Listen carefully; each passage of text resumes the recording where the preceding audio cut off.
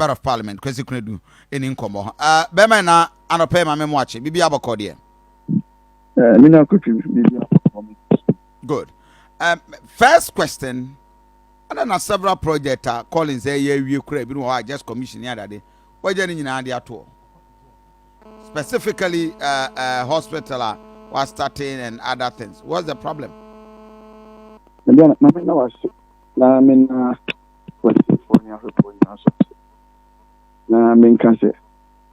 Project BN1 Manhyia South. Project. But no, I think that part of your interview will be trauma soon. And you asked a very relevant question to me and Nana when you need income. When Ubusani said, did he do a handing over of what he was doing as a member of Parliament? I was thinking that a smart person, even on radio, carry to me a chantro, no ako.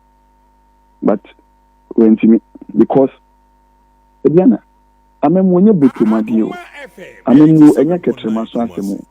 I'm a moya journey a coming, mini pantiasi.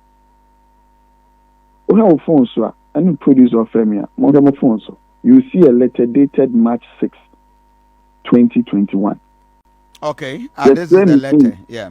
You swear me into Parliament on the 7th of January 2021. Over March 6. That is how many months? But to me, you know, yeah. A short letter to the former member of Parliament. Also, it is my first letter that I wrote. A reference. So, yeah. Request for Manhyia South projects. I humbly write to request for the list of all projects completed, ongoing, during your tenure, 2012 to 2020. As the member of Parliament for Manhyia South constituency. This is to enable me ascertain the current status of all the projects for adequate steps to be taken. Please indicate the following on each of the projects being implemented. Name of project, starting date and expected completion date, level of completion, indicative budget, sources of financing, outstanding arrears, if any, and any other information for my perusal. And the last one is the location of the project. Counting on your cooperation, yours faithfully. Then I signed. I copied the regional minister, the chief executive of KMA, and the leader of parliament. Now, Ubisa no saying Kuya no say or yes Adiwi. Sir Obia Ojino man for when he had this letter, he went on radio. And you know his response that he gave. So now to be DMP. When I call it the me will be a jadi ashe odinkin. I'm not I'm doing a check. You see, also the odinke. You asked a very simple question. Odinke 87.9 Kumasi. Nechi ewon peshan into a janechi diamu odinke. Ediana, you see, when you are doing politics, I will see a certain principles in life, a guide, integrity, truthfulness, trustworthiness, any accessibility. Now, so producers, we are going to talk about nomination, but it's important to address some of these things. But then I never had the decency as a person who didn't a man for any, I was some counsel, even to respond to this letter, even if it was a useless letter. Please, I need the and let me tell you about the hospital. The first place that I did my community engagement was Kiasi. Okay. The hospital, no, and was who we see, no, now on the foundation level. Oh, okay. Foundation, never length. As I make a the hospital was started after the parliamentary primaries in June 2020, in October 2020, you know, or the contract man a contract. Oh. Adiana, I am not maybe a Yana Bonnie when you petting would be Bonnie in Wakwa. Said Kaufa Quenya be also be Abama Tomo. These are not things that ought to be discussed in regular. That is why I said the two cat has to say, and you be a between me no one temon. No, the one who are being indicted in the public, they were near man in cat, they be Piabon team. Because when me pray me who funny power once I'm on trouble, but I resolve the issues. We really do one. And I'll talk about this only clinic and Zanya Twasso. Now we are no one say between me and one and when you know mutu and then so yana ya 2 June 2020 abani na I made the parliamentary candidate no. These were his words. Me jump up wa kese wo ho na wantimi anye den anfele empabo bia na wija ya no One can answer. No a former member of parliament Collins Usam. So be jump up wa kese ho wantimi anye den anfele. I see. You cannot honorable or say CB. The constituency itself wrote a letter to the mayor telling him the school then this one person go. It was in September of 2020. Let him show a contract that only the Okache Minyan would be asking. Or say a 10 key project. 10 key project for 6 months. Busumi Ensia. Again, I started the clinic in October. Yeah. Which means a 10 key project. It means you see diner near the Nipa day. Such a project should have financing. The financing will not be me.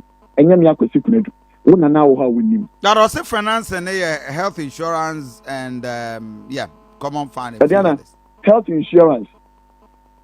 Esika ebana fibia. Now you 70,000 Ghana cedis a year. Adiana year. Equal 80 and another 100,000 Ghana cedis a year. That is for all health programs that one member of parliament to be on Peshaso. Adiana. See, I'm 100,000, I'm 100,000 a year. Wait till the clinic in 6 months. Which is in all 400,000. In all 400,000 a year. Wait till the year. Obviously, no. Deplorable nature of Mozong clinic canal lab, what you need to Pamujana and Jones Okra. And for ammonium, I have to come and buy all of these things for them and the maternity and refurbish. So, pet clinic, I have to come and build an emergency and equip the emergency. And then my laboratory with the account with the pet clinic was sitting on a time bomb. No more septic tank. A dining inside the Nipatas year Juma. As a member of parliament, you watched over all of these things. Ediana, I am glad he's taking forms again. And he's coming back to the same people that he left them. Nipanubian Tunko Babia, Kumasian Society, Immunipai, or Manhyia of Nipati and Open. Again, a 10 key project. Me buy the assembly member. Nanamu Unipa Apoka, one of the unit committee for count, and we went to the education, health directorate, or mentioned KMA. Yakoye, they said, even when he decided to do that, the amount of money would only do the foundation. By a kids compound, we probably would have gotten to the roofing. Yeah, new crown can be a certain level in the Yako. It's on your penny bagaya. He will use that as his platform to come. Wow. Let anybody show me and let him send to you. Our hospital now was a whole site plan. Attacking police site plan. Me and my baby Tiabaya site plan. Because in school for us to see first school stage Hubert, I've seen primary. And now I know can say it is under my tenure and signed at the project PPD department of the Ministry of Health about the capture project. How can you build a hospital without even the Ministry of Health being aware? I didn't make any boom one day. And you saw the people in the office. Next month, this clinic needs 6 million Ghana cedis to do. Wow. Go to take it for me. And I'm not we are Ashanti Region Directorate of the Ministry of Health and Ghana Health Services. They will care me. Town and country planning for the Dynechi. I'm an electricity corporation for the same thing. We went there to have a meeting about this clinic. That was when for them to be able to absorb. Because at the end, how would you use your 100,000 Ghana cedis to build a 10 key project? It tells you any penny for time. You are paying money when I come. What bet in the idea? I mean, dear say, may ya dear not look. Let's talk about Insurance America. Adiana, these are the people who claim they defend government. This insure was built by IPEP, Institutional Project for the Alleviation of Poverty. And only IPEP, if he doesn't know, he doesn't know. You find the IPEP project. Adiana, let us be bold. The country across the country, most IPEP projects in a sport. Yeah. Then you come and sit there and face my to choose you. And so, solar. Me buy no solar panels, no crap. I had to go and fight for the solar panels, but I paid out of pocket. We have a money panel seeker. Remember only panel number. Call the person on radio. Your friend Richard on the electric house, no. And I do a project. Your friend Robert on the infrastructure and Ankasa. I paid out of pocket. And I'm more project, no. Uncle Yunya's uncle is a near Juma. Uncle the project now ya mau any details. Why we follow up here? That is the yes. Minim school have been and he's talking as he's a and you don't even live in the constituency. It's not a problem. But I bet maybe I will come again. It's not a problem. We'll be a simple question. No one am say one am guy, one am did one am da. Every time we can no more can they ask this and any day. Or so I know my minute here. The name my better. In as much as I have a room and I have a flat, I will not better because I want to live with my people. And then I don't want to bother people. But no. I am strengthened and toughened than some of these things. And I will not come on radio to denigrate him. I will not come on radio to denigrate him. But only, I am on him also, we will say, Abua study. Okay, about him. Also, the Oya Jahon and Eka. The Oya Jahon, and then I'm on for a day. I have lived with my people for 3 years, and you are comparing your 8 years rule. Who feel what it now what you say we and not day now what you pepe. Then at the municipal education directorate, there was a Diana Anya Bian. The bank woman she Yamia, Minister Mr. Ora David upon on a metropolitan education director. That will kill me. Red David, or more office or Prempa Assembly. Who were no corporate the first building never won or when I can say. And then you come on woman, she of no more representative almost for no. Nanamu, two women, she muted. Little more mamma, Sabudi, no, the mamma, and saying, excellence in the provision of quality education. Again, my people appreciate and understand media unity. You can speak from afar. You don't want to be relevant in politics, no problem. But you must have a certain consciousness. There was a movie, and then CACB, about Akoma, now back from. Now back from baby I mean any general said we just so do omna form was so do Diana omna form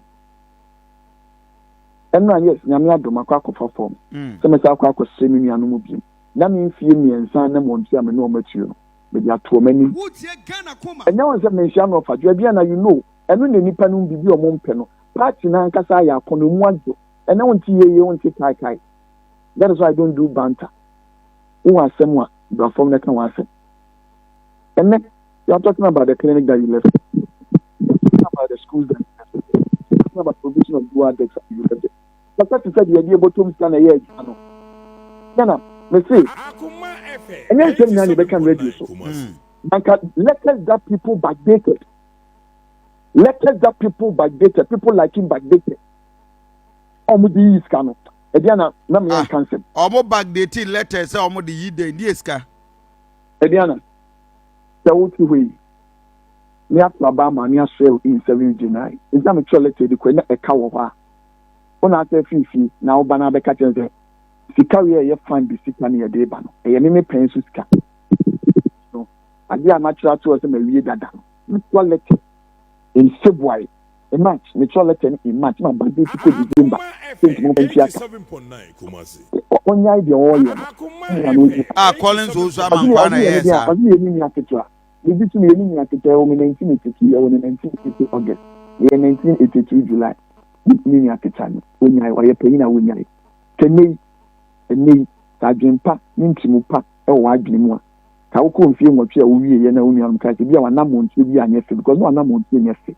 Akaka bin sem abwanenfi also be plan ho odi no be wo odi ayede odi ape enu enu du ya yeso ni modina ko ejanto no na nya ho odi na fa mpre na boa brick na wo se tada kokura mame makoma sama adoa me na san mako enu nya me boa wa ba mfie ngo ti oni nya no motina ma ti ni mo ayi no ene osu ye panyi oni aketua ke bi anka wa dwene ni nyema bi a wo ye ya anko ye nipa ka ye no o de tane be ye futu ama unya ba de ye o de no nyaketa and utu for crediana was windy. It's not ready to suit for crasa and send you okay. Not Diana. You bring up breath. Now, yeah, brain when we are going to take certain critical decisions about our budget. Okay. And you won't know. Secondly, Yami Admo, nothing about appropriation and capacity fee. It may take us to the wee hours, and then it's a budget in Ankasano or the phone. Me, I do my memory and down of paying a broke massive. But now, Passa, not the company say, sources of funds then are there, and Pananawe, how many cents? Let him produce even contract documents. Again, let me tell you one thing. Any idea, when we were giving $1 million per dollar, the constituency had 5.3 million Ghana cedis. Me na baby in Canada. Maybe I would be a for na year, and yet to say ascriptors no in your DNA. But again, ensure you for a month for, no ensure me a month for, no moon quine trench you and come a few more. I think your first priority would have been said, and you can't tackle the bridges for our people. Your sovereign, you can't be careful there. You bet me the Ababe again. Ababe, I would give you for any financial or even. We can grab these parks, your friend community parks. Near two is your BSO. Near pest sprinklers, a water hose. Near the Atusunia Mobia transfer to Moa Diet. There is 2.6 million allocation. I don't claim Bonavian and I'm not catching. Let him produce a document that shows, and I can forward to you a response by the Minister for Youth and Sports saying, say, I astrotech, you know, Manhyia South. Adiana. And then some money account. When you get 2.6 million, and they allocate you and Fankoya Street. 190 Ghana cedis. Again, I'm participating. Only to bridge, not to Brooklyn Message. Couldn't call it to bridge. And on in Brooklyn Message, South Africa to bridge, they be in Procomono. Yeah. Look at how big that bridge. Couldn't scan. Okasi and Fankoya bridge. 190,000 Ghana cedis. From your 1 million per dollar. 190,000 Ghana. And then in Yamiya Dum, we done remodeling of it.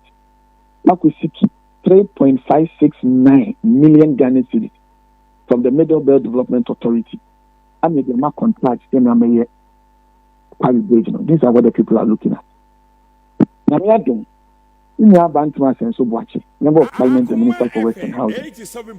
But my location for South Africa so bridge, you know. And now I know that it's a PPA. You know the processes of giving contracts of huge figures. And now on Yama or yeah. You know, do on the mouth for almost any hour canoa. You're short and no better on some money. Corner the Encadine in the best friend. Maybe I said it's a more than my bomb, the Japanese Union motion.